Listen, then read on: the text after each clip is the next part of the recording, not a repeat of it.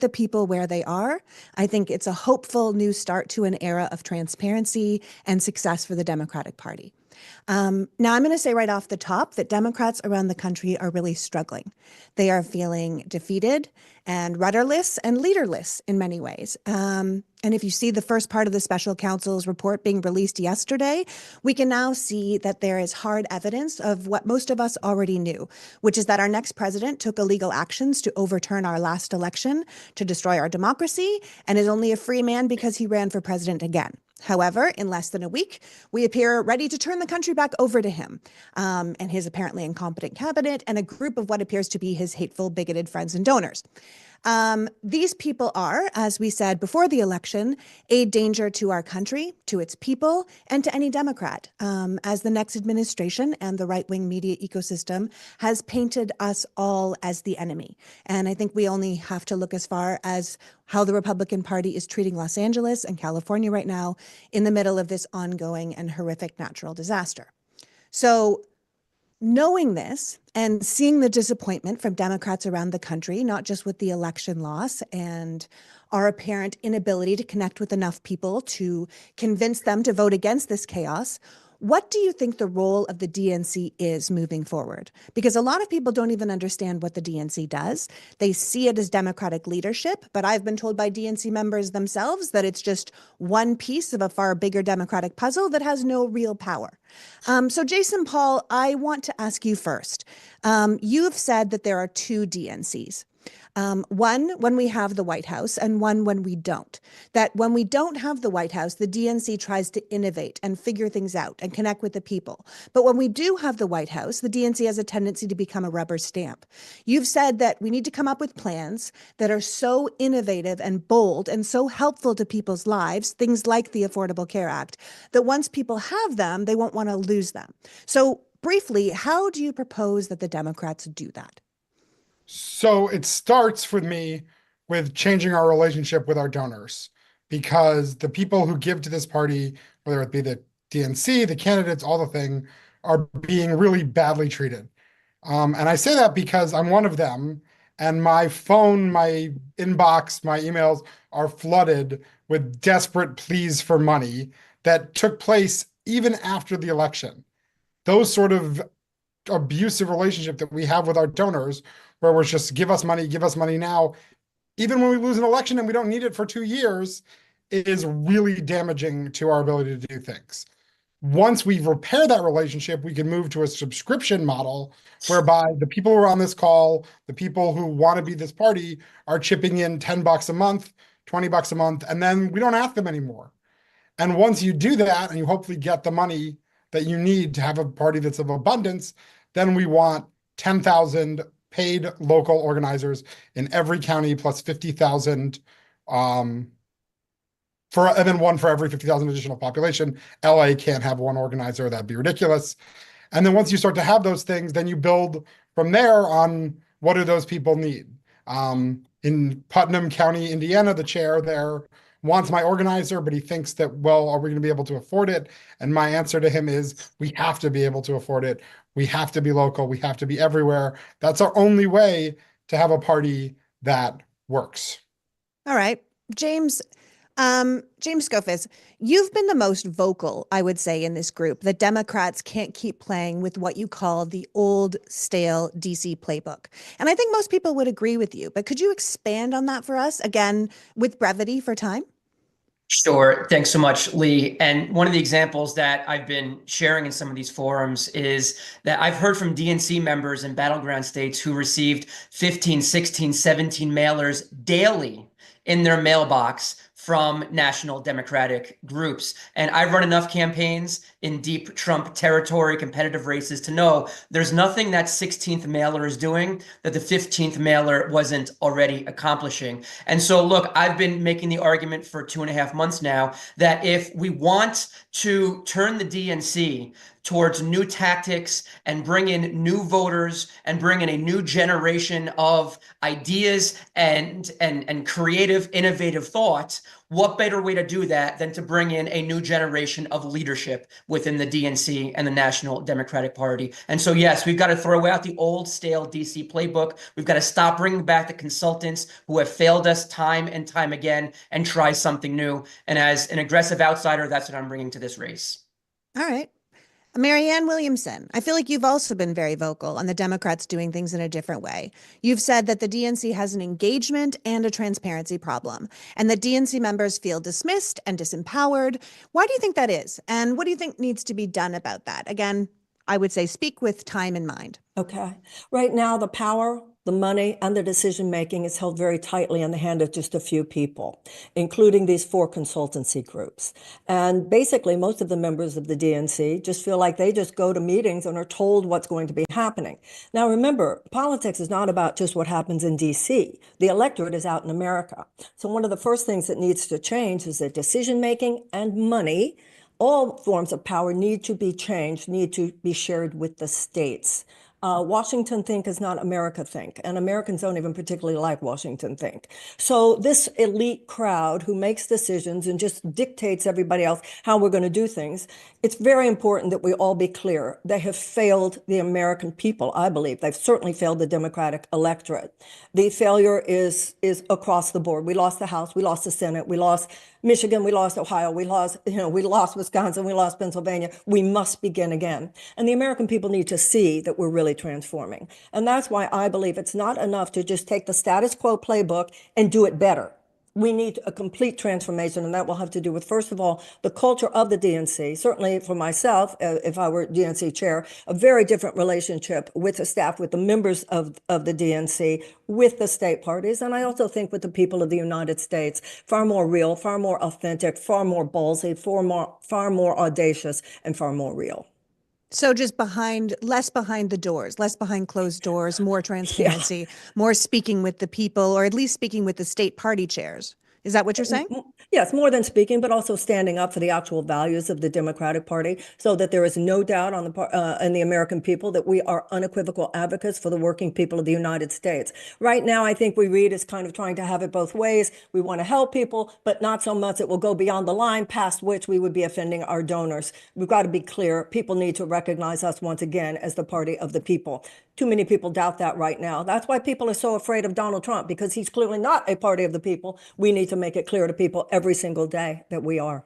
Speaking of the donors, Ken, you've said one of the biggest concerns coming out of the 2024 election, and this is for Ken Martin, is that America's perception of the 2 major parties has switched, that people think the Republicans are the party of the working class and the Democrats are the party of the elites. What do we do about that? Because based on policy, that's obviously not true, but because the Republicans have clearly used their extraordinary messaging machine to paint the Democrats however they want, people think it is. So how do we redefine ourselves under these constraints? Well, thank you so much, Lee, and it's a great question. There are a lot of reasons this happened, of course, and you mentioned the perception problem we have, but one of the reasons is that Republicans were able to define us as Democrats before we were ever able to define ourselves, right? They spent an inordinate amount of time since 2020 beating the hell out of the Democratic Party and Joe Biden in an incessant drumbeat in non-traditional information spaces, right? Podcasts and streaming services and digital spaces where we weren't even competing. And so we need to realize that we absolutely have to do a better job. We think we sound smart when we say Americans don't read newspapers or watch TV anymore. No shit. I mean, here's the thing. About 40% of all Americans say they actively avoid the news. So when people are scrolling and consuming more information than ever before, they likely don't even consider it news. As Democrats, we've been trying to solve the problem of where people get the news instead of what news is. Republicans jumped on this and they invested in an information feedback loop to constantly portray a false image of Democrats. Republicans understand how the algorithm economy works. They understand how the lie economy works. Democrats need a massive realignment of our information strategy at every level. Engaging in creator spaces where people get their information is vital to this. Absolutely. You've also said that we can't myopically focus on 26 or 28, that the party needs to be focused on the next 10 years and not just the next two. Do you think that that's essential? It's absolutely essential because, as Wayne Gretzky once said, I sort of feel as a Minnesotan, I have to use a hockey analogy. You Well, I'm a can't Canadian, so I'll take your hockey There, analogy. there There you you go. go. There you go. Well, we can't skate to where the puck is. We have to skate to where the puck will be. And what I mean Mhm. by that is we can't just look at one election cycle, because if we do, then we're constantly engaged in having to recreate the infrastructure. The role of political parties, of course, is to win. But to do that, we have to build long-lasting and durable political infrastructure. We also have to skate to the moment. As I mentioned, we have to realize that the map is going to shift, and that we have to be recognize that if we're just planning for one election, we are not seeing where things are actually heading in this country. We know that the political map is going to shift. Most of the power is shifting to the South and Southwest, and we have to start preparing for that now, right? And for me, the DC committees, whether it's the DNC or our sister committees, have been too myopically focused on just one election. Let me share one story with you on that. Well, I was down with Brandon Presley in Mississippi in 2023. I asked him, what more could the DNC be doing to help you in this moment? He was our candidate for governor, and he was tied with the Republican incumbent Tate Reeves. He said years of indifference and disinvestment in southern states has led to this moment where I'm on the verge of becoming one of the few governors elected in the deep South, yet there's no infrastructure on the ground to meet me in this moment. I have to build it all myself. Think about this. If we had looked at Mississippi 10 years prior and realized there's more African American voters in that state per capita than any other nation, and any other state in the nation, and we did what Stacey Abrams did, which is actually register voters and mobilize them, we would have been able to actually build something to help Brandon Presley meet that moment. That's what I'm talking about. As a national party, we actually have to skate to where the puck will be, not where it is. We need to get out of just seeing beyond our nose and seeing for the future of where this Democratic Party will be. Right. Martin O'Malley, do you agree with that? Do you agree that we often, to keep with Ken's hockey analogy, we're often playing defense as Democrats? We don't go on offense enough. We allow other people to define us. We allow the other team to constantly score on our open goal. What do you feel about that? I agree with all of that, but I think Yeah. we've been falling further and further back within the blue perimeters of a lot of our states, and we've yielded entire states and act like we won't even compete there. I mean, get this. The three main sponsors in their state legislatures of abortion ban bills, the one in Mississippi, the one in Texas, and also the one in Ohio, those state legislators went totally unchallenged by any Democrat, any Democrat. And then we blame people in these so-called red areas for not standing up, not turning out to vote. So we have to extend the battle line. We have to also create a center of excellence for digital communications. And we have to constantly and continuously communicate with people throughout the year. And we're going to have many opportunities to do that as Donald Trump makes decisions that adversely impact the economic security, the health and well-being of our hardest working citizens all across America. It's not like he's only going to hurt people in blue states, you know? So we need to get up on our toes. We need to start engaging. We have to bring forward the younger generation of Democrats who we've totally disregarded, who we don't listen to. I mean, there is a causal connection between how much better than us the Republicans communicate and how much better than us they engage younger people in the activities and the leading actions, which then lead to winning elections. So from the first day I was in this race, I've been preaching that we need to make some changes if we are going to win the next elections. Registering voters to vote directly as a party, fighting for voter rights all over the state, recruiting candidates to run all across the ballot. You know what? I can't stand the term down ballot. It almost sounds condescending. When a young man or young woman, old man, old woman puts themselves out there to run for office, that's a big deal. And we need to celebrate that. We need to lift them up, and they shouldn't have to rely on their brother-in-law to place their Facebook ads, you know? We need to equip our candidates with the modern tools, techniques, technologies to communicate, and we need to create that big wake so that they can surf in a party that's on the side of working people. I agree with that. I also think that watching the DNC forum on January 11th, I got the sense that you all fundamentally agree, all the candidates fundamentally agree that the Democrats can't just continue to focus on the 7 swing states or divide the nation up into red and blue states and cede what are considered red states to the Republicans without any of a fight. You're talking about uncontested races all around the country. We see it all the time, right? Well, let's get out of the battleground state mentality. All of America is a battleground. Let's get engaged. I agree with that. Now, the question is, we can't just, if we're not going to just show up in states like we've been doing, if we're going to change things and build relationships with communities rather than just sort of pulling in before an election to ask for a vote we haven't earned, I would say, Ben Wickler, you've said that it's not just about a 57 state solution, meaning 50 states plus DC and our territories. It's about 57 state solutions. Could you expand on that for me, please? Absolutely. And I'm so thrilled that Chorus is having this forum because I know, fun, right? I mean, it's so great. And the folks that are watching right now, welcome to the American political battleground. The fight right now, DNC chairs race, and then we've got races all across the country, including Wisconsin on April 1st. We've got to fight every day. And that is the basis for why we need a strategy in every state that is about the fight in that state. In states where Republicans set the voting laws like Wisconsin, there's voter suppression and voter protection is essential. In states where they haven't made door-to-door voter registration illegal, which they've done in Wisconsin, but many other states, the party should be doing partisan voter registration to find and register Democrats on a year-round basis, as Ken was saying about Mississippi. And I'm honored to have Stacey Abrams' support in this race because you need to plant the tree now so it's big enough by election day that we can climb up it.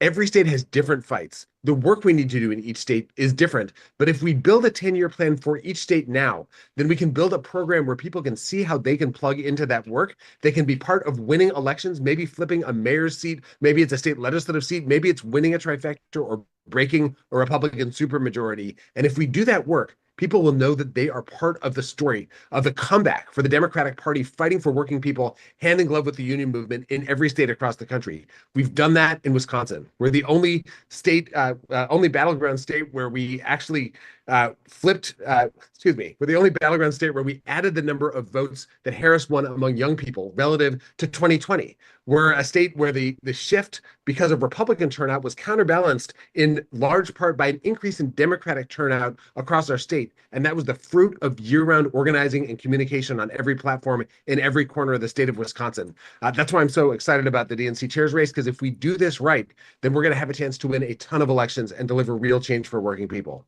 Which is something I think all of us would love to see. Now, I know that I haven't spoken with everyone on this group, but if we are going to be talking about this kind of 57 state solutions, one of the things we do need to be concerned about is our Southern strategy, a region that Democrats in many ways have sadly ignored for years. So I'm going to pass the conversation over to Elizabeth Houston, who's going to be focusing on these regions and the 92%. So I want to thank all the candidates for your time and for talking to me. And Elizabeth, over to you.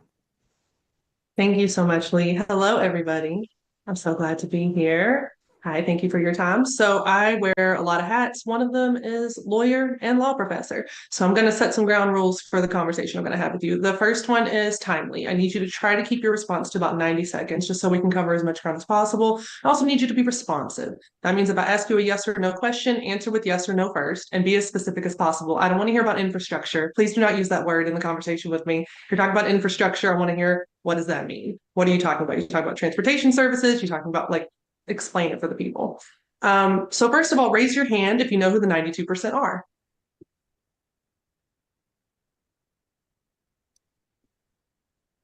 Okay, so the 92%, that means the percentage of Black female voters who voted for Democrats in the last election, Kamala Harris.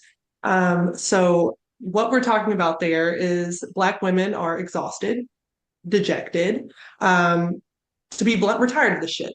And we're tired of constantly doing work and seeing pretty much no outcome, very little reward. And in particular, we're tired of our roots being ignored by Democrats because the majority of Black Americans live in the South. We have a lot of ties to the South. I myself am from Memphis, Tennessee. And so to see the South be so left out, for example, to see the DNC last minute bump the Tennessee 3 off of speaking on that stage is very hurtful. We get very offended by that kind of behavior. And I want to direct this first question to Dr. Hathaway. Thank you so much for being here, my fellow Tennessee native. I'm so honored to be in your presence today. And I just want to know, do you think that the next DNC chair needs to focus have a concerted effort on the South? And if so, why and how? Hello, Miss Houston. It's always good to hear from fellow Tennesseans. I used to go back and forth through Memphis many times over the years as I was traveling from Jackson, Mississippi, back home to my native land of Nashville, Tennessee, and also come across I-40 when I would come out of Little Rock, headed home to see family, friends, and also to go to my house of worship in Nashville. I'm so glad to hear that all of us that are running for the chairship have decided to take our direction, our stance along going down this path of a Southern strategy. I've been saying this since I entered into the race, that is the bedrock, the battleground for the African-American vote. If we look back over the course of history, in 1984, as well as in 1988, when Reverend Jesse Jackson ran for the presidency of the United States, he came up very formidable in the Southern United States because the African-American vote is what carried him forward to be able to win several caucuses as well as primary elections. I think at this present time, we ought to adopt a similar strategy, given that we need to make the intentional investment to get as many people registered to vote in the region, to mobilize them, and to turn it out. I'm so glad that Ms. Houston brought this up. From the statistics that I saw, 94% of African-American women voted for Vice President Kamala Harris, and approximately 80% of African-American men voted for Vice President Kamala Harris in this last election. Oftentimes, when we want to touch upon race and ethnicity in our politics, it is a real and ever-present matter because history has been a dictate of this American experiment with democracy. We are going to have to spend the financial resources, the human capital resources, as well as speak directly to the interests of African Americans, as well as the second most leading voting bloc in the Democratic Party, which are those of Hispanic descent. We must be multilingual in our approach. Even just maybe a couple of years ago when I was running for the congressional seat in Arkansas 2nd District, I've actually created a national voter registration document. Multilingual, electronic. I mean, at some point, if given the opportunity to be the next chair, we can implement that. But I'm telling you all, we have to go into the South, mimic what happened in 1964, bring people from all over the country to be the epicenter of the South and get everyone prepared to flip the South blue. Because we have conceded the South to the Republicans. No longer can we not be involved in the litigation process, not addressing racial and partisan gerrymandering and cracking of our urban centers, because on any given day, urban centers are what leads the Democratic Party. That is where the majority of people of color in this country actually live, and the majority of the African-American population still to present day resides in the South. Dr. Hathaway, I want to ask a follow-up question because you touched on something. When I let my followers, my supporters know that I was going to be doing these interviews, I had a lot of folks bring up, well, what can the Democrats do when the Republicans have gerrymandered everything? But it sounds like what you're saying is it's not time to lay down and die, that the DNC and the Democratic Party has the power to actually fight against this gerrymandering, but haven't done enough to do so. Is that what you're saying? That is correct. So I was an amici on a racial gerrymandering case, Simpson et al. V. Thurston. I filed my brief back in February of 2023 to express just that. As I was conducting the research for my brief, because I wrote it myself, I think I can, do some legal work here and there. But as I was doing the research for my brief, I saw that Republicans, the RNC, as well as their army of attorneys, there's one attorney in particular, he has a unique kind of name. He was the main individual filing the briefs on the behalf of the RNC. There was an absence of the Democratic National Committee filing briefs. Immediately upon my election to the DNC chairship, I planned for us to assemble an army of attorneys to go out and file briefs on the side of those that are against voter suppression, to expand the tenets of voting rights, to go after racial and partisan gerrymandering, also to work with our brothers and sisters in organizations, as well as private individuals that are willing to step out from the fray and make this a central issue when it comes to expanding voting rights in this country. Also, I believe it was on yesterday, we sat in a forum. And in that forum, there were people, scrolling through, writing comments. I was trying to be as participatory as possible. But some people are upset that we are not doing enough to court the Black vote. The DNC must do better because the United States of America is blackening, browning, reddening, yellowing, and becoming less white. And we must speak to each of those demographic shifts. Thank you so much for that response. I do appreciate that. And I actually, I want to turn it over to Governor O'Malley. You made it just below the Mason-Dixon line. So I got this question for you as the former governor of Maryland, which is actually my current home state. Really? Yes, Where do you live? absolutely. Silver Spring. Silver Spring. Okay. That's where I grew up in a small log cabin. Oh, Actually in Rockville.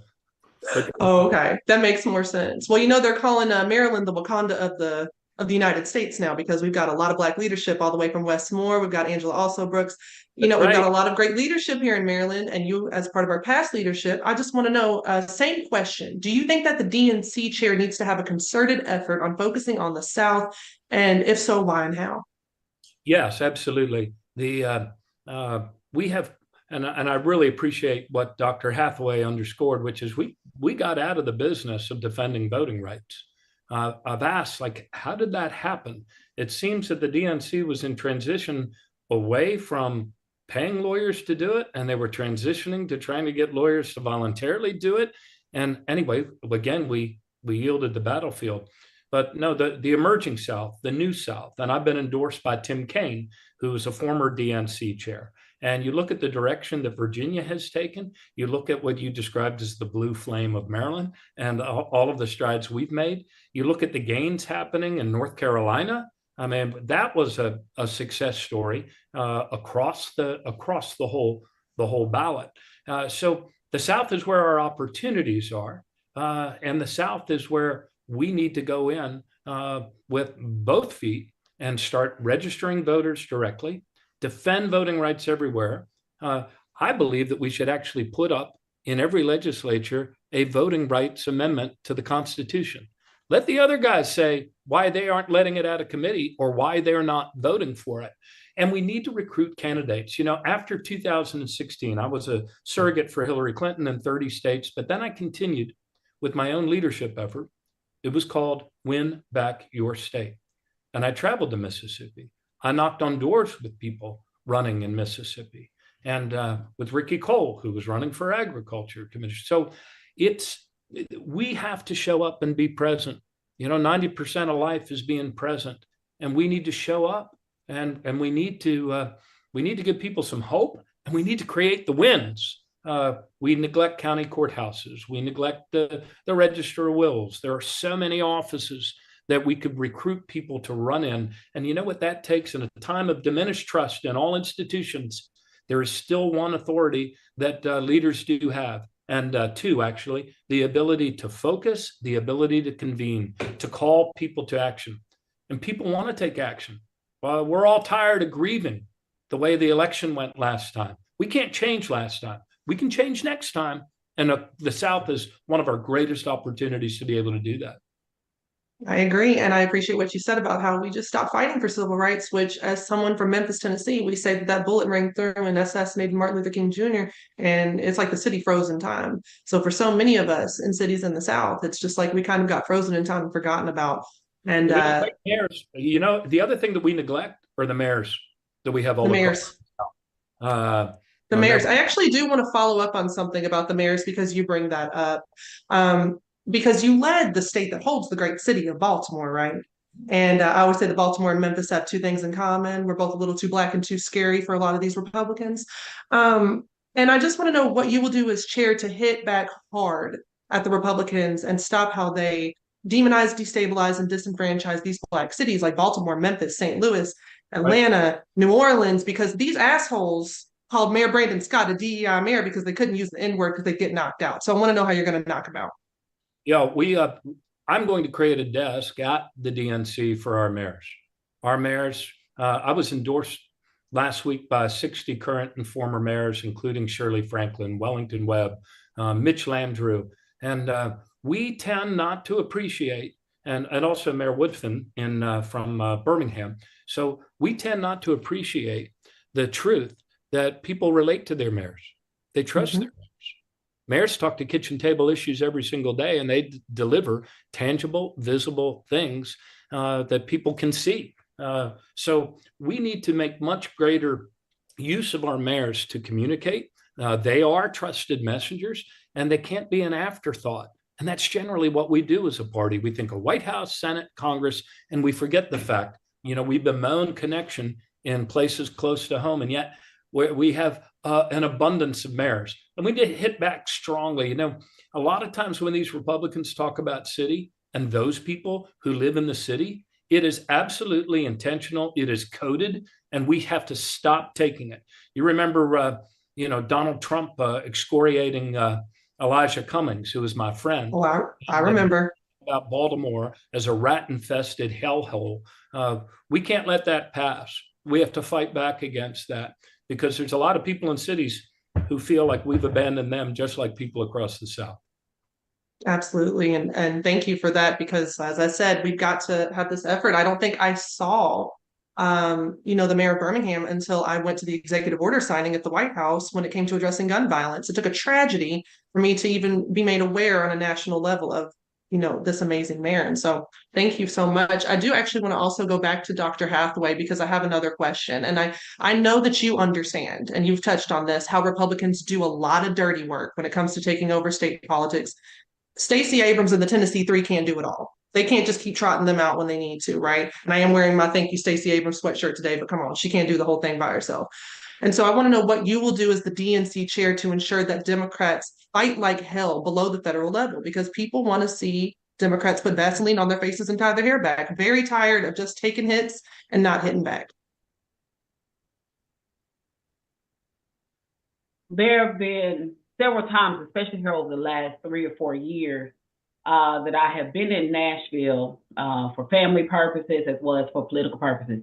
The state legislature just convened today. It was really my intention to be in Tennessee today, but some things kind of got shifted around.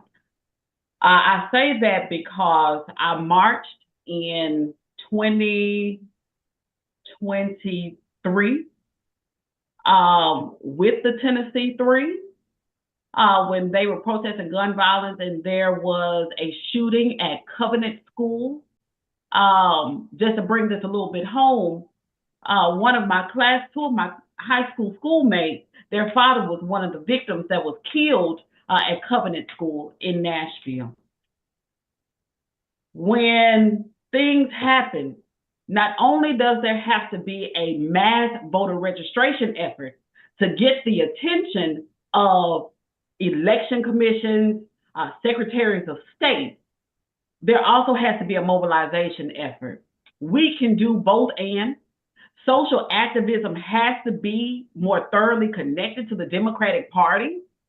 I've met the Tennessee Three several times, had conversations with them individually as well as collectively since they took a stand.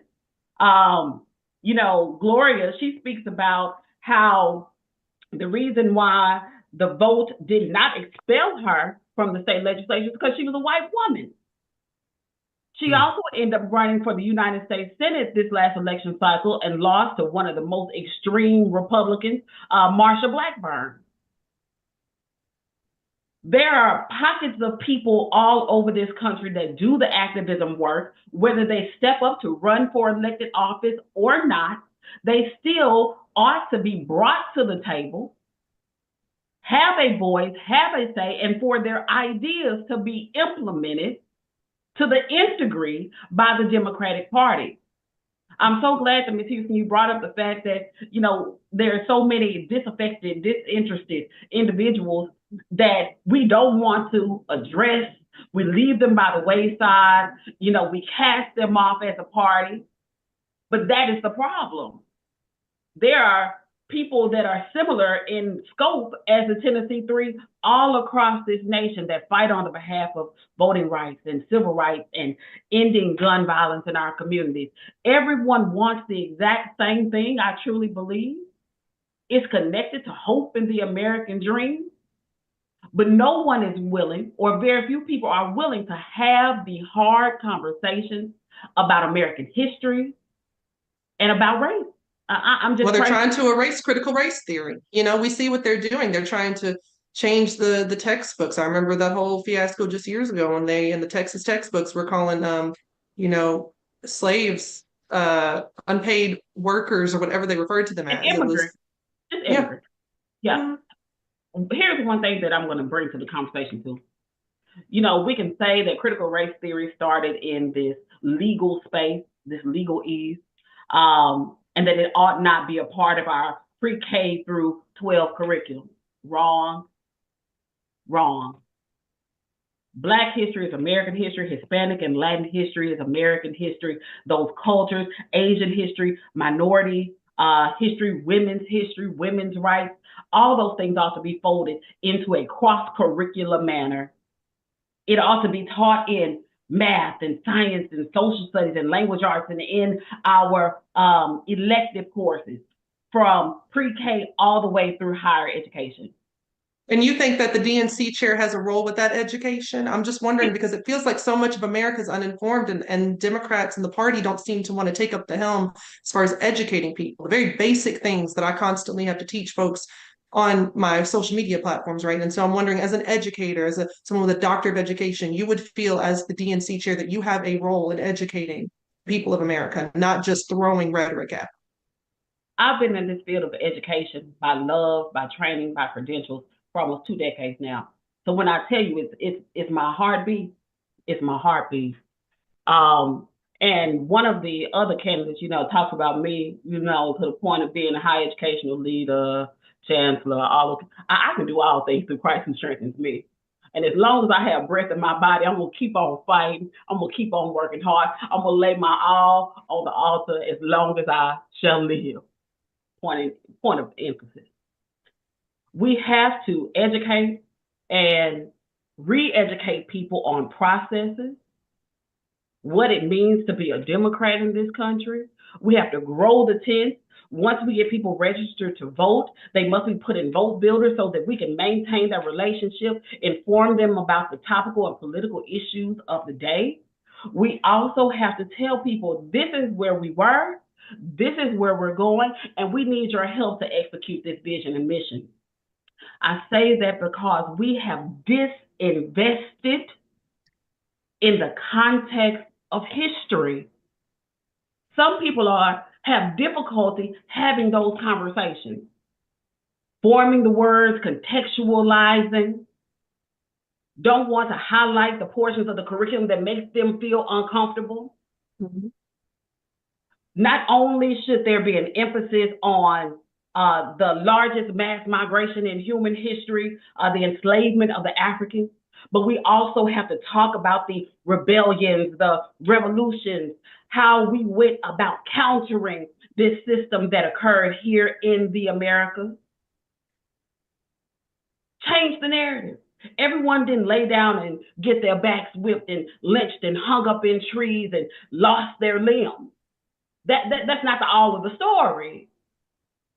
People were willing to lay down their lives and throw their children over ships to keep from being a slave on 7 of these continents. I said it, I'm not taking it back. Thank you, Dr. Hathaway.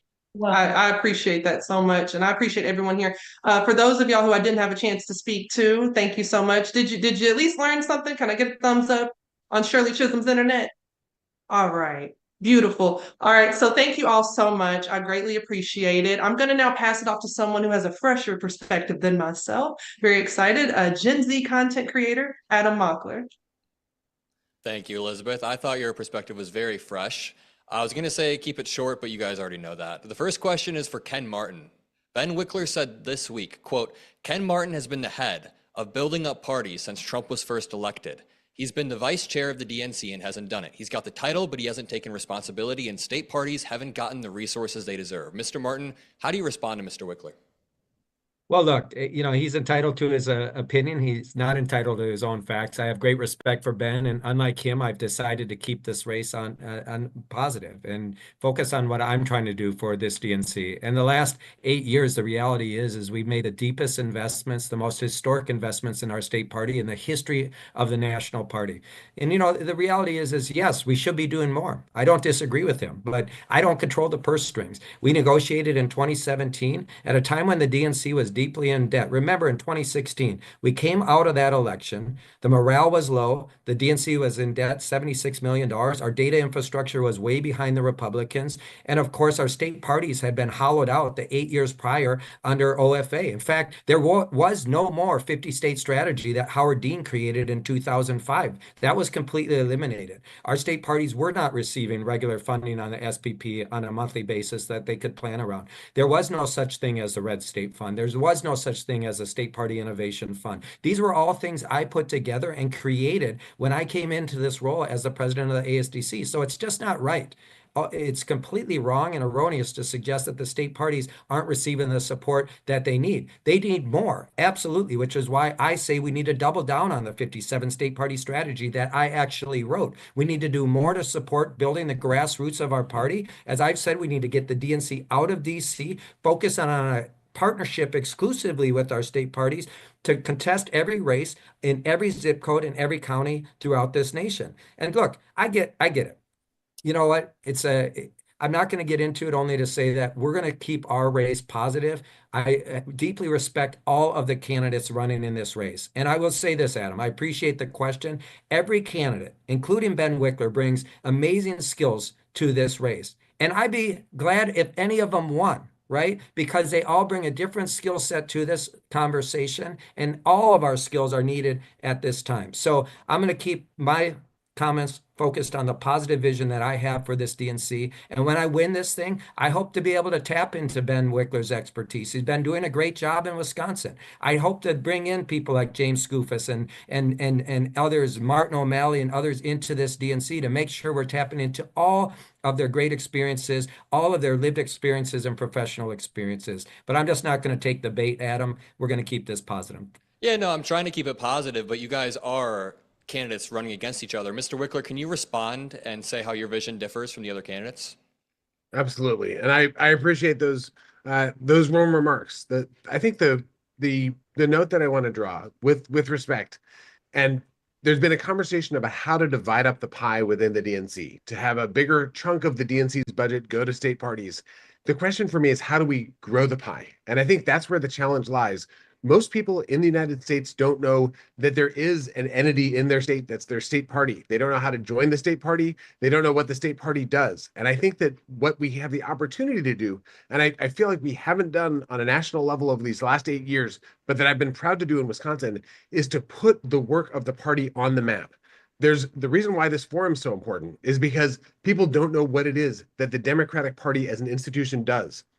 What we've been able to do in Wisconsin is to quintuple our fundraising, to get 450,000 grassroots donors across the country to support investing in our work. And what I want for the DNC is to build that kind of energy, to get millions more people involved in joining their state parties, joining their county parties, in pouring their volunteer energy into this work. That's what I feel hasn't been done across the country.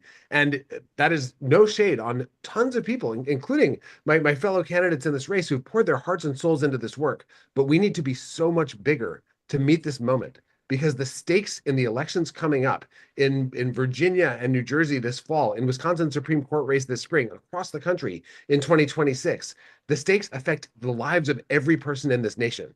And we're going to need a party that people feel inspired to join, that is visible, that is winning, that is doing work that people can connect to. And if we do that, we'll supercharge every state party around the country, not just with a bigger check from the national party, which we absolutely need to do, but with more people jumping in, getting involved, providing those resources and that volunteer energy to win up and down the ballot, because people's lives are on the line. There are mega wealthy people trying to rig this entire country against working folks. And wherever you might be, you need a Democratic Party that is strong enough to fight back against that and deliver real change. Thank you. I'd like to pass it over to Senator Skoufis. The right has been winning over young men for a multitude of reasons, and I'm not expecting any silver bullet answers from any of you, but can you name some actionable steps you'll take to reach out to younger generations in general, but also young men, which seem to be sliding right based on all polling? Some actionable steps. Absolutely. It's a great question. And it's one of the demographics where we lost the most ground this past election cycle. And it starts by showing up in those mediums by which folks get their news. You know, there was a survey or a study done recently that looked at this past year, over 12 months, the 715 major podcast interviews that were political in nature. And you know what the breakdown was of those 715? 26% were Democrats who were interviewing, and 74% were Republican Party leaders. And of the 26%, by the way, the vast majority, not just 50, 55%, the vast majority were done by one Democrat, Pete Buttigieg.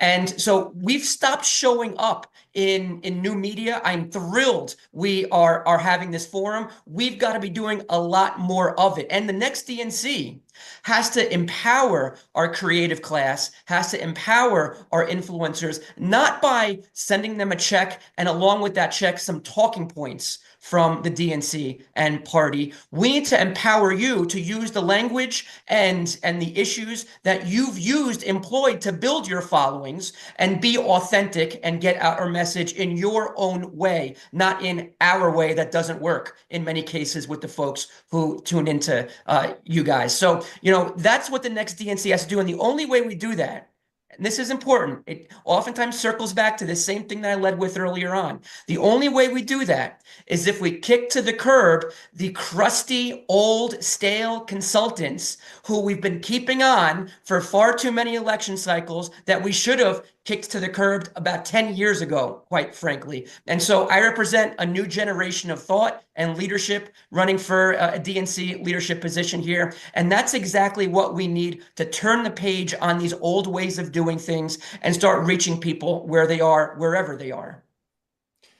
Great answer. I want to say the same question over to Mr. Jason Paul. What are some actionable steps we can take on day one as the new DNC chair? What are actionable steps? Well, on day one, I want to begin the process of changing the way we go about fundraising so that then we can have 10,000 organizers, one for every county plus the population I'm talking about. We need to do that because the only way we're going to overcome this is with people talking to people. I hear a lot about the new media space, and we absolutely need to be competitive in podcasts. We need to go on podcasts. But one of the things that the internet and Donald Trump have in common is that they're mean.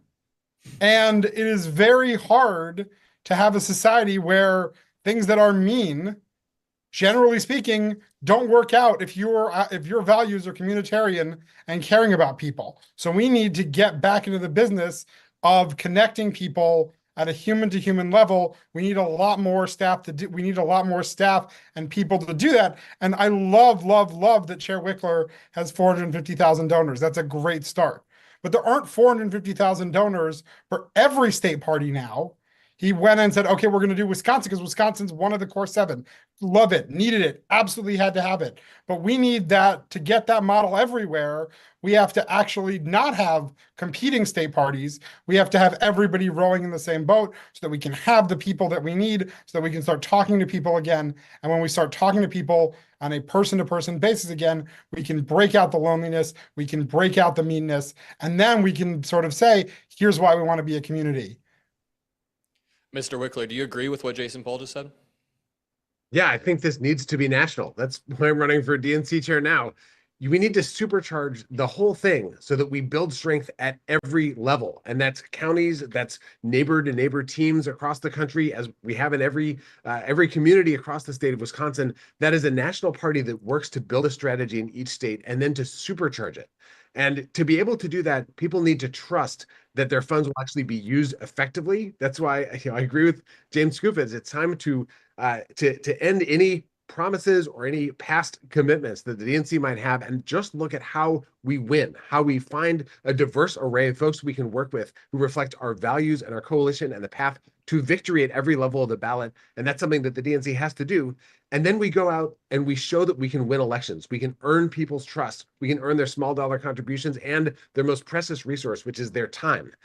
In Wisconsin, we've been able to build tens of thousands of volunteers into the daily fabric of our work. We knock on doors year round across the state, and we work in every election in a way that builds our strength for the next one.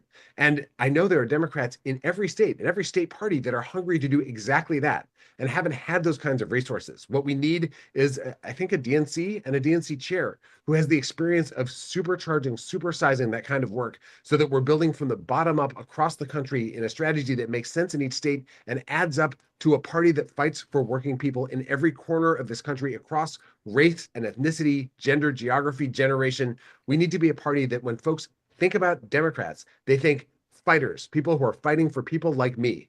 And they recognize that the Republicans are the party that tries to divide us up so they can rip off every person across this country. Final quick question to Ms. Williamson. Democrats made gains in the Rust Belt states in 2020 and 2022, but it seems like we lost that. How do you propose we rebuild trust and rebuild a winning coalition in those areas? Concisely, thank you. Well, one of the things we have to admit is what has happened to those states. And some of the terrible things that have happened in terms of taxation, in terms of some of these trade deals, the pain that has been experienced in these states, the Democrats and sometimes have initiated those things and certainly sometimes have gone along with them. You know, I think that a lot of what's happening in the Rust Belt is related to some of your questions about men. I lived in Detroit for 8 years, and I was a non-denominational minister at a large church there for 6 years. There were men who were usually having jobs that were tied to the automobile industry. And when that thing went down and everything crashed there and those businesses fell apart, people's lives were so destroyed. And one of the things I saw over and over and over again were men who had had good careers, men who had had good paying jobs, would be sitting in my office and there were tears streaming down their cheeks because this wasn't just a financial crisis as it would be for most women. It was a psychological and emotional crisis. My children will not respect me. I can't bear the fact that my wife is paying for us. There is a pride in the Rust Belt, and that had to do with productivity and creativity, and particularly for men. And I want to say something else about men going over to Trump. There's a namby-pambiness that set into the Democratic Party. And there are too many people, who, including men, who've been attracted to Trump because he says what he wants and he does it. It's time for us to say what we want. We have been talking about courting people here tonight. How about we produce for people? We were talking about Black women. How about the fact that for Black Americans, there are the least positive healthcare results? Black women who are dying in maternity units. We need to talk about the fact that it's in so many Black communities where you have these sacrifice zones. And among the college loan deaths, it is mainly Black women who are carrying them. I think we can talk all we want about organizing and all of these things that are extremely important, but we have to produce for people. We have to make it clear what we want. And I think that that's the way we're going to get the Rust Belt back as well. We need manufacturing in this country. And to be honest, Donald Trump has talked about it more than Democrats have talked about it. We need to talk about the fact that you don't just let short-term profits for huge multinational corporate interests be your bottom line. People's lives thriving are your bottom line. Humanitarian ideals, democratic ideals. We have allowed this Rust Belt to be devastated, not just the economy. When an economy is devastated, people's lives are devastated. And we need to talk about healthcare. We need to talk about education. We need to talk about the environment. We need to talk about that. We don't even have to go get people. We will attract people as well as go get them once we're standing for things that we believe in. And that should start with places like the Rust Belt. Yep, I agree. I think young men will appreciate if we can have a little bit more punch in our messaging. Thank you. Metaphorically, obviously. And we have a weak underbelly. Yep, I'd like to finally pass this off to Mr. Zachary Kirk, an author, an educator, an activist, to close this panel off. Thank you, everybody. Adam, thank you so much for the pass off. Thank you guys to everyone who's been here. This is the last round of questions. We are almost done. I've thoroughly enjoyed every single response, and I definitely personally feel as though I've gotten a much deeper understanding of who you are and what you bring to this opportunity. So I'm someone who's rooting for all of you. I'm going to ask just a few questions to end us smoothly. With the first one going, so with candidate Williamson, you were the last one there, and now we have one more for you here. And this is my question.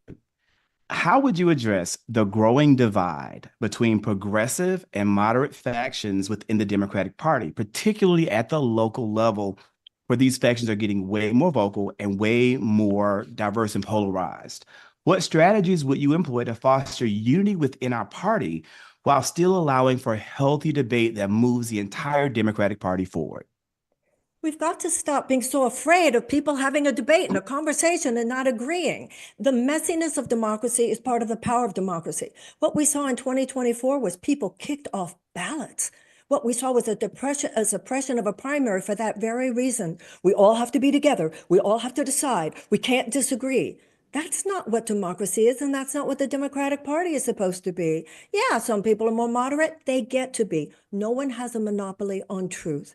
No one has a monopoly on truth, and everybody gets to own this country. I'm telling you, if I'm at a dinner party and the progressives are shouting and the moderates are shouting and the conservatives, that's a more exciting dinner party to me, and it's a more exciting party. This idea that unity is where, okay, no, we're not going to disagree. That's not unity. That's just an alliance. That's not deep. We are unified on values. Our cohesion must not just be external. It must be the fact that we believe in a party that advocates unequivocally for the working people of the United States, particularly in response to this neo-fascist assault coming at us, which is all about sucking the resources from the bottom 90% of the American people into the hands of a very few, cutting out things like Medicaid, drill, baby, drill, more and more defense spending. That's where we are united on our values. And we need to be honest, nicer to one another. Democrats have got to stop attacking other Democrats. We've got to stop putting people down because they don't agree with us. That's how I'd handle it. Everybody talk, everybody yell, everybody have fun. That's what democracy is. And when I was growing up, that's what the Democratic Party was. How do we get that message out? I think that's a great message, right? Like, we can disagree. It's good and healthy to have these debates. It grows our party. But how do we get that message out from the DNC chair position to really make this broad coalition work? The Democratic Party's always been a big tent, but inside that tent, we keep fighting. But not only are we fighting, we're letting the fight get outside of the tent. And that's something that, unfortunately, our Republican counterparts tend to do a little bit better at maintaining. How do we, from your seat as a chair, how do we make that part happen? Keeping the fight healthy and robust, but keeping that fight a little bit more internal. We demonstrate it. And that's what I think is a very important role of the new chair of the DNC. It shouldn't be people who have kicked people off ballots. It should be people who say to everybody, you want to come into my, because this is how I see it. If you have an idea for a more beautiful America or a more beautiful world, come into my office. And my marker of success would be that when that person left my office, they felt I heard them. The young kids who were talking about Palestine, the young kids who were talking about Israel, whether it's somebody talking about healthcare, whether it is somebody talking about education, everybody should have a voice, and everybody should feel that the DNC leader is not just strategizing, oh, we're going to listen to these people, but not these people. I would demonstrate something very different than the elitist, arrogant, top-down leadership that has been far too not only prevalent within the DNC, but obvious to the entire country. This would be a whole new day. Everybody come in. I want to hear you. That doesn't mean I'm necessarily going to agree with everything, but you have a place in this party if you want to make this a more beautiful world. Thank you. Candidate Skoufis, I have the same question for you, my friend, which is, again, how would you address this growing divide between the different people under our tent, from our leftist all the way over to our moderates? How would you address that divide? Thanks for the question. And I'm going to say something I don't think I've said in any of the dozen or so forums that we've all participated in so far, and that is, I agree with Marianne Williamson on this question. I live and breathe coalition building in my Trump plus 12 district for the past dozen years. If I didn't, I would have lost by 15, 20 points about 2 months ago. And I have a college campus in my district, and I've got an Orthodox Jewish community of over 30,000 people in my district, and everyone in between, rural, suburban, exurban, urban centers.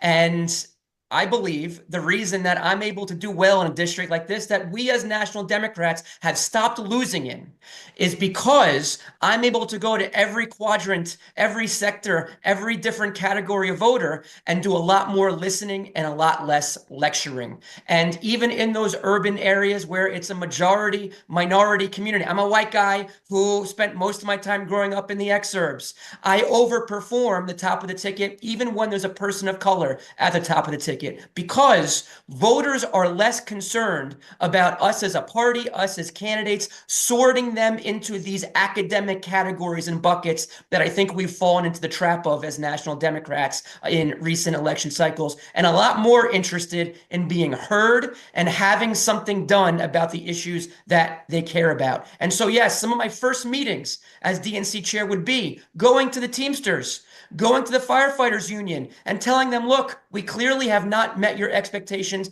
You didn't support our top of the ticket for the first time. And as long as people can remember, and it starts by me telling you, we want you back in the coalition.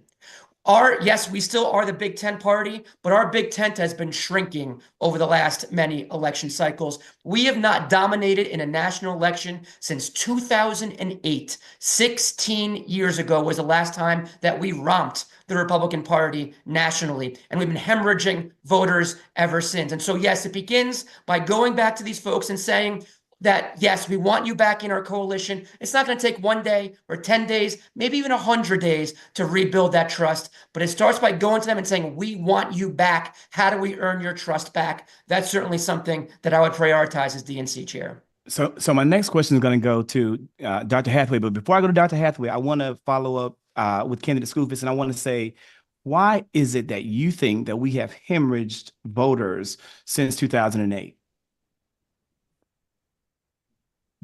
Oh, that's for me? Yes. Why Yeah. have we? Why do you think that the Democratic Party has hemorrhaged voters since 2008? There are a lot of reasons why, but it all comes down to we have created a trust deficit with a lot of voters. And by the way, that's not just voters that are in the middle, center left or center right. It's the other end of our once big tent that has been fraying in recent election cycles as well. And so how do we get back to rebuilding trust? One starts by showing up everywhere. And we've been talking, every candidate's been talking about, we're going to start showing up everywhere again. We're going to start meeting people where they are again. Unless you've been to a hunting club and have told those folks, Democrats are not taking your guns. Unless you've been to a chamber of commerce and talked about increasing the minimum wage like I have in my Trump district, I don't want to hear from anybody about showing up everywhere if you haven't been doing it already. I've been living and breathing it every day for 12 years. So yeah, we got to meet people where they are and start being a national party again. And we talked about the South a lot before. And why now? Why now? Because in the next census, states like New York and Illinois and California and other blue states are going to be losing electoral college votes, at least as it stands right now. And states like Texas and Florida are going to be gaining them. The whole electoral math changes, and it changes in a real bad way for us in a few election cycles. So we have to expand the map. We have to start winning and competing in places like where I've won over the past 6 election cycles. But it also speaks to how we're communicating with folks. We have far too often found ourselves in an ivory tower looking down on a lot of voters. And I've been talking a lot about how we've got to get out of that ivory tower and back onto the factory floor. Stop pushing white paper talking points and trying to convince folks our economy's been doing wonderfully because our GDP year over year is better than France or the UK's since the pandemic, as if anybody cares about that when they go to the supermarket the next day after hearing that BS and seeing that their food prices have doubled over the last several years. We've got to be real with people. We've got to stop being overly academic and overly politically correct and start doing something about the issues they care about, even if those issues are uncomfortable for us sometimes. Thank you so much. Dr. Hathaway, we have made some significant gains in this country with the election of LGBTQIA plus candidates. We are so appreciative as a community to have Representative Sarah McBride, former Senator LaFonza Butler, Representative Robert Garcia. My question to you is, how would you leverage the party's resources and influence to support openly gay candidates at all levels of government while pushing back against the anti-LGBTQ plus legislation that is prevalent in our home area, the South? There's a time to lecture, there's a time to listen, and we all should be lifelong learners of all diverse groups within our party. The LGBTQIP plus community is a sizable voting bloc. When combined, they are about 26%. I think that's the last number I saw, about 26% of the voting population. With that being said, resources ought to be directed to uplifting their voices as well as all minority voices within the party. They too should have a seat on the committees, a ranking seat when it comes to our committees, our caucuses, our councils. They should have the autonomy and freedom to be able to come out from the shadows and recognize that they have a vested interest and we have a vested interest in who they are as a people. I know those buzzwords and we tend to talk around love, who you want to love, all this kind of stuff, but is it tangible? Is it real? Do we feel it? Is it in our heart? Are these people in our family? Do we really accept them for the way that they are? Because they're not changing, even though some people may want to convert them and demonize them and, you know, all those things. But compromise is not a dirty word. I marched. I was in my home state. You know, I'm in Tennessee quite often. That's where my family is. But I marched with the Pride Parade back in, was it April of this year? You know, and we could all say, I have friends and family members that are part of this community, but that's a reality. Like, they are people just like everyone else. They are entitled to equality in their families and their relationships, to adopt children, not adopt children, live singularly, have equal access to health care just like everyone else. I campaigned on that in 2022 when I ran for Congress in Arkansas. But is it really in our heart? Or are we doing the realistic things to make that a part of our lives and the fabric of this country? We can say a whole lot of things, but until we are willing to execute, implement, see them as a part of this country that is not going away, we're going to be in for something. That goes for Black and brown and red and yellow and people across all economic and social spectrum of this country. We can say a whole lot of things, but it has to be real and sustainable and substantial in such a way that it changes and transforms people's lives. Thank you. Thank you. Candidate Winkler, there are people who say that there has been too much priority spent in the last election cycle on garnering the support of the Black vote. What do you say to people who have that criticism, and how can we ensure that the needs of all Democratic voters and really all United States citizens are a part of your platform if selected as DNC chair? The idea that Democrats spend too much effort trying to win the votes and earn the votes of any community is preposterous. We lost the election, and we lost the election because the other side got more votes than we did. And the key thing, if we want to build a party that wins, is to earn the trust of folks in every community across race and ethnicity, gender and geography, all across the country. What we know from looking at every election map and every exit poll is that across the whole country, Democrats have lost ground in every single state and DC. We had a smaller vote share than we did in 2020. And how did that happen? It happened fundamentally because millions of people felt like the support they got during the pandemic, the child care tax credit, the help to freeze evictions, the support that they got slipped away. Income went down while prices went up. We lost the votes of working people across every demographic, whether it was turnout going down or whether it was people sometimes switching over to vote. And I will say that Black voters in particular did not switch over to Republicans, despite a lot of prediction that would happen by a lot of pundits going into this election. They stayed home. There are a lot of people who stayed home. If we want to earn people's votes, We need to show them that we are fighting side by side with them, that we hear their voices, that we're fighting for them. We're fighting against the people who are trying to divide us in order to rip off working people across this country. And how do we show that, though? How do we show that?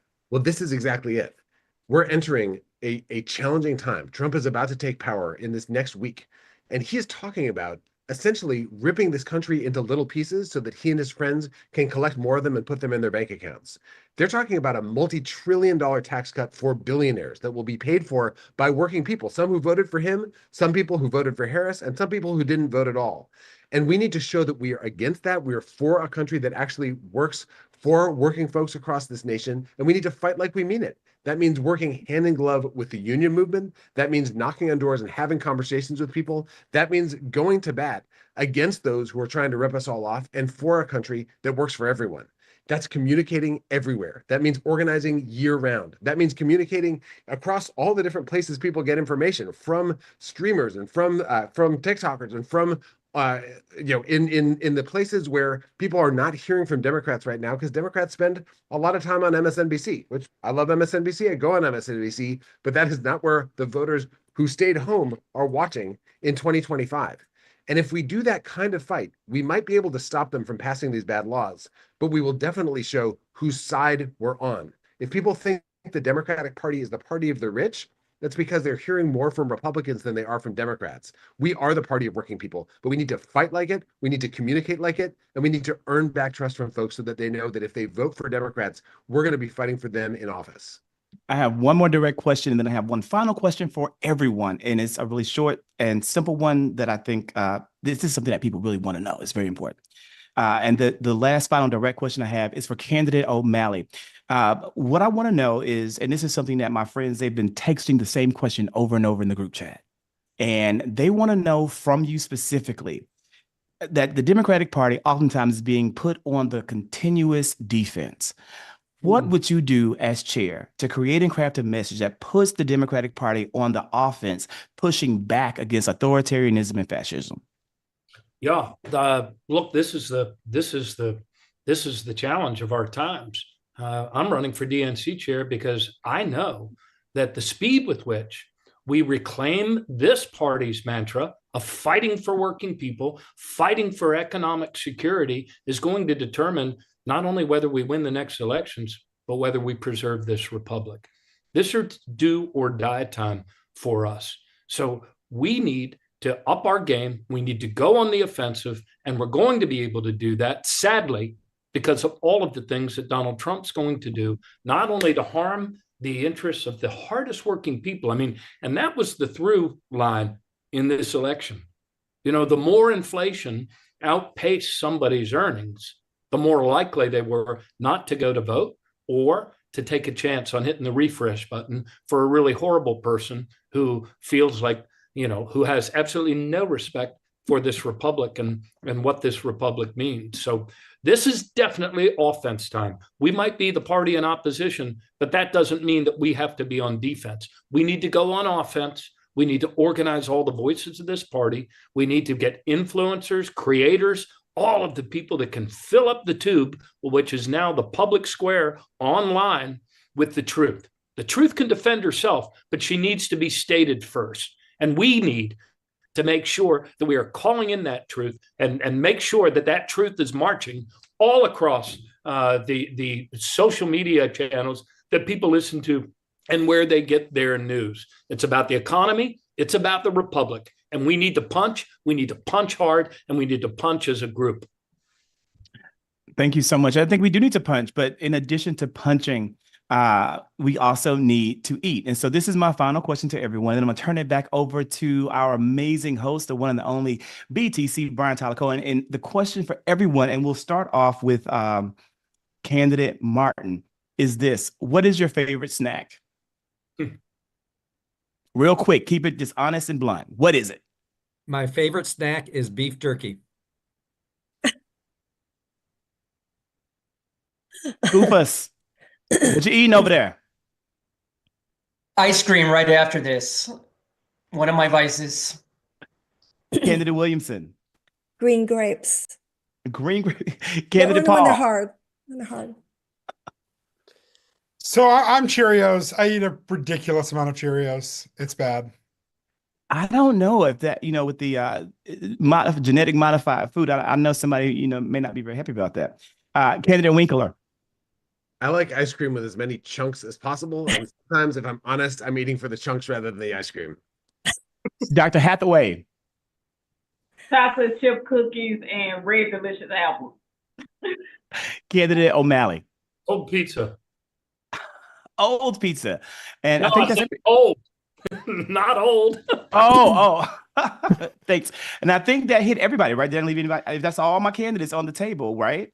Brian, take it away. And for me, it's simple, it's plain, it's just Lay's. Plain, simple Lay's. Brian, back to you, my friend. Thanks, Zach. All right. Thank you to everybody for being a part of this. Two important notes here. The first is that this was the most watched DNC forum in history, which I get it, low bar, but still there were tens of thousands of people who did tune into this. And second, the audience for this forum was composed of 85% first-time viewers. That is a testament to how potent independent media is. It's a win-win. More people watching, more new people watching, and more people who feel like they have agency in this entire process, a process that was otherwise pretty obscure before now. There are just over 400 people who are ultimately going to decide this election for DNC chair. That vote will take place on February 1st in Washington, D.C. For the viewers, if you are excited about somebody, please feel free to post on social media about them. Feel free to volunteer. Feel free to donate. We've got agency here. We've got voices here. So please make sure to use them. Thanks again to the moderators for a job well done. Thank you to the candidates for taking the time tonight and for putting your trust in independent media. Thank you to Chorus Media for sponsoring this, and for those who want to support Chorus Media beyond this, you can follow all of the social media channels at We Are Chorus. And finally, thank you to the audience for taking time to watch this and for having a stake in the future of this party. All right, good night, everybody.